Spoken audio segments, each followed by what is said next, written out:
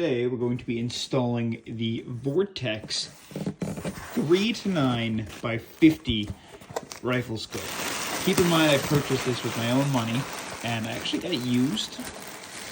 The reason I purchased it used was because A, it was a whole ton cheaper, and of course, just because it's used doesn't mean that scopes don't need a good home. So definitely gonna need a little cleaning off. And to mount this bugger, we got a Monstrum Deadlock pair of scope rings.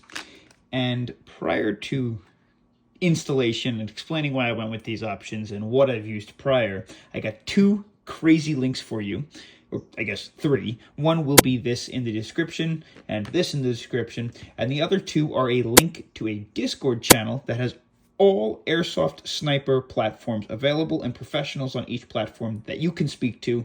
Join it here, as well as links to any of your sniper upgrades at Skirm Shop USA and the Netherlands location, plus my discount code they provided me, Stupid Airsoft. So starting off with the scope that we're going to be installing on our SRS, the reason that I went with this scope is it is, believe it or not, a real steel scope, so you can use this on real steel rifles.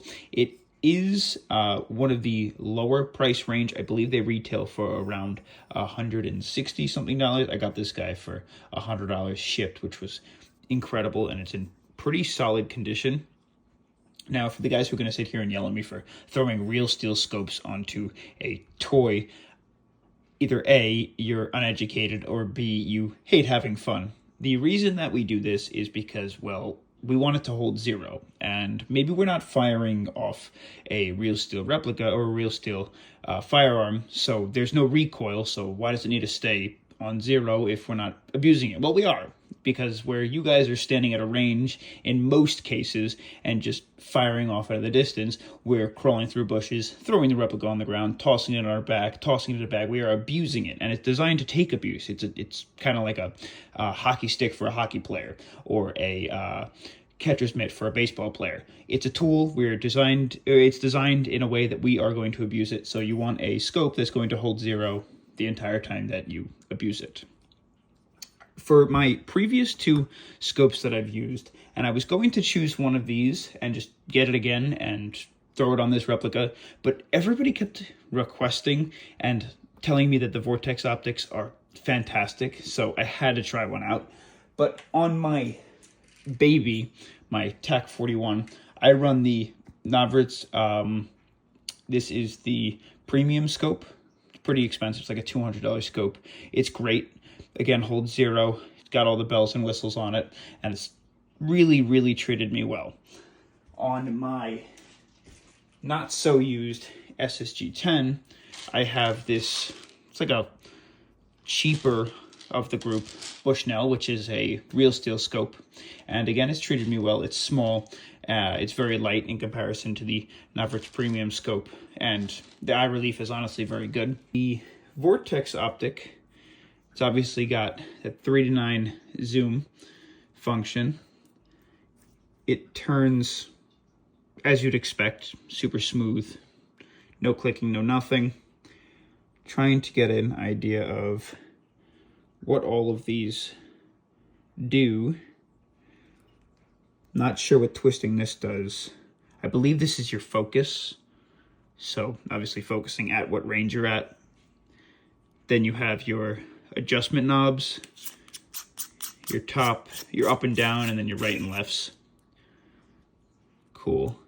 Okay, I love that. So what I love about these is you just unscrew the caps and you can twist them with a noticeable click on your right and left and on your up and down. Hear that clicking? That's huge. On the Navrits scope, what I've always loved about it is it's the same exact way, but you have to pop them out first.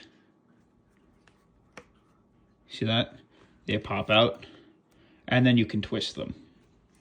On the Bushnell scope, these guys, you can also twist on their own.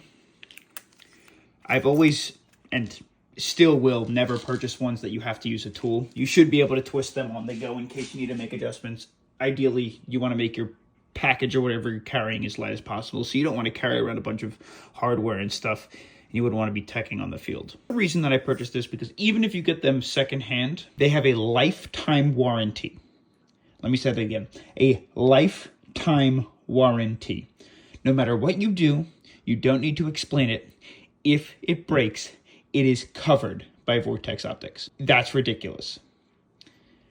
So I don't need to put a flash guard on here or anything, because it should be strong enough to take a hit from a BB. And if it doesn't, well, replace it. Just replace it. That's awesome. Lifetime warranty.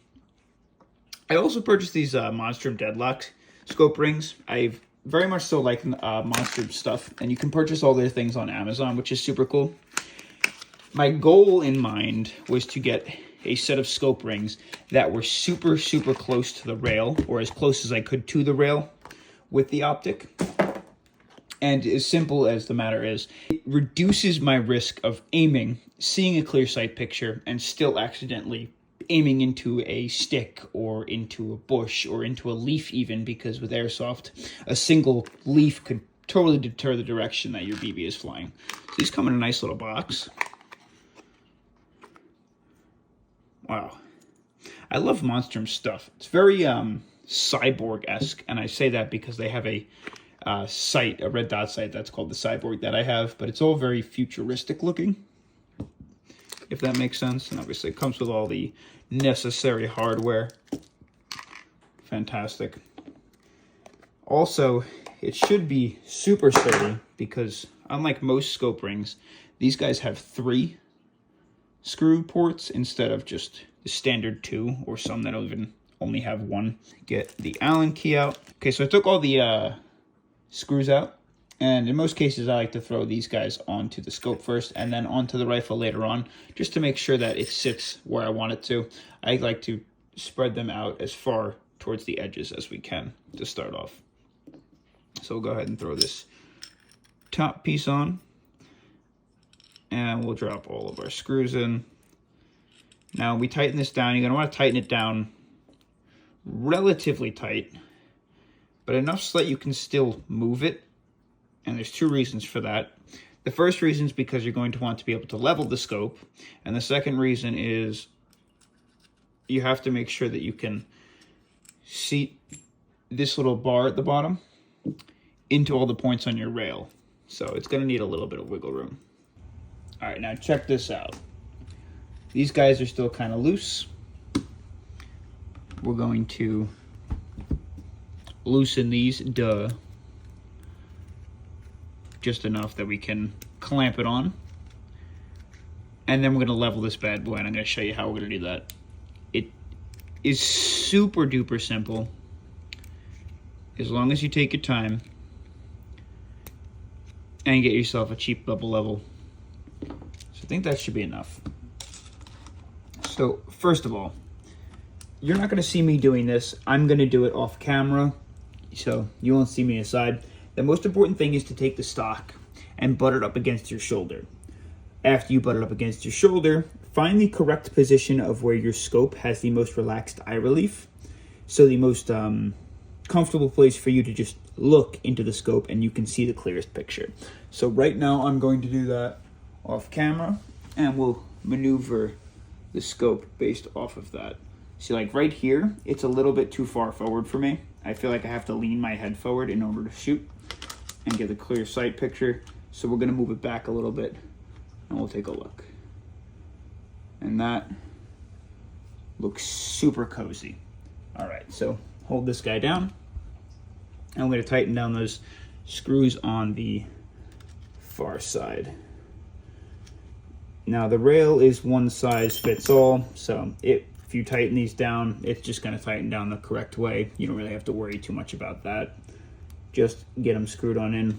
I recommend using some sort of Loctite just to help keep these tight, because you really do not, under any circumstances, need to take this off. You can even maintain the gun and do things to it without taking the scope off. Perfect. And just make sure we're nice and tight. Awesome.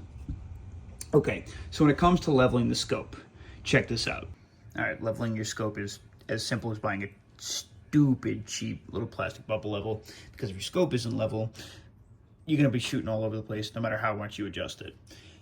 If you're doing this inside and don't have a, I guess, rifle clamp, get yourself a pillow, take your scope, set it down on said pillow. Okay. Now what you want to do is find a flat part of your scope. So chances are it's going to be under on the rail. And you want to make sure that the bubble level is completely flat.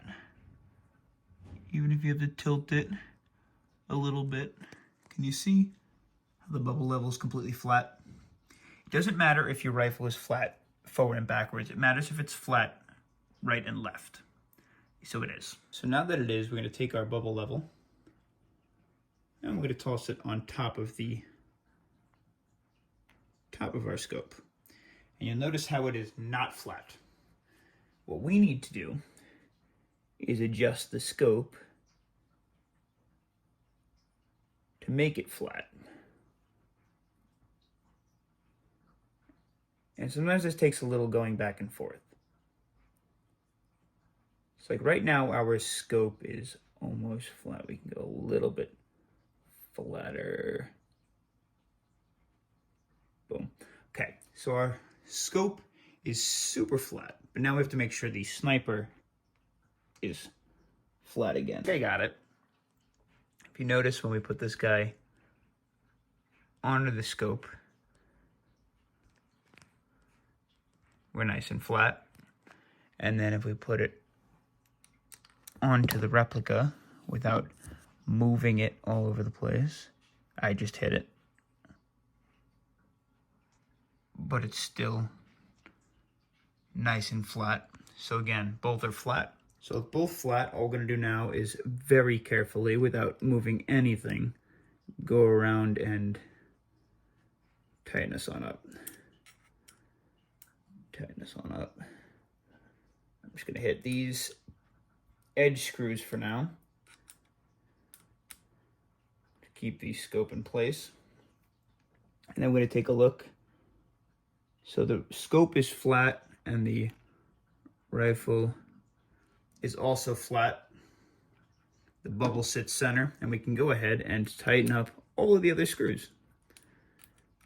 So I guess that about wraps up the Vortex Crossfire 2 3-9x50 scope and the Monstrum scope rings, which I think both are perfect. I'm not sponsored by either of these, obviously, but it doesn't take a genius to understand that a lifetime warranty for a scope is huge, and it's super high quality. It is designed for real steel. The installation process is pretty simple.